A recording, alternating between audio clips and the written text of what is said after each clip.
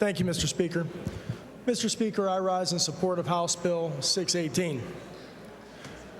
The premise of this bill was really twofold. Number one, it was to protect school choice today and into the future. The second was to protect the hard-earned tax dollars that are entrusted to all of us here in Harrisburg and to our school directors back in our districts.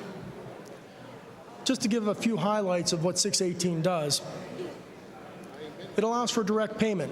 Now, for those of you that don't know what direct payment is, if you're not involved in this debate, it's pretty simple.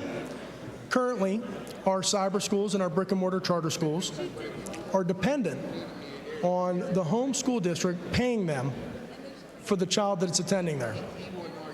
So in theory, they're dependent on their competition to be paid. That's not necessarily a great system.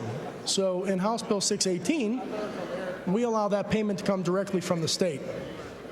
That's an important measure forward to protecting school choice. But it also improves the standards for all cyber schools and all charter schools. It requires that they follow the Ethics Act. It prohibits nepotism in all charter schools, both brick and mortar and cyber. It requires tougher auditing standards to ensure the proper use of tax dollars. And most importantly, it increases the openness and accountability for all of our public schools. Now, I've heard time and time again about the concern that brick and mortar charter schools are not included in the immediate funding reforms.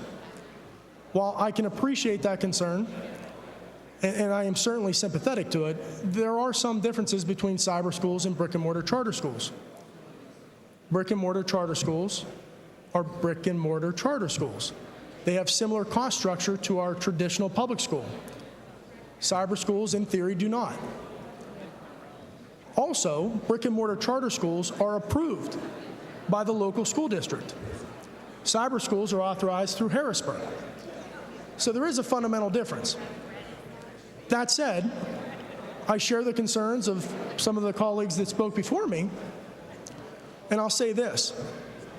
Embedded in House Bill 618 is a funding commission.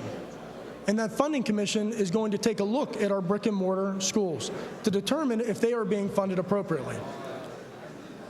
So if nothing else, when this commission comes back, we'll have an opportunity to vote if they are being funded inappropriately.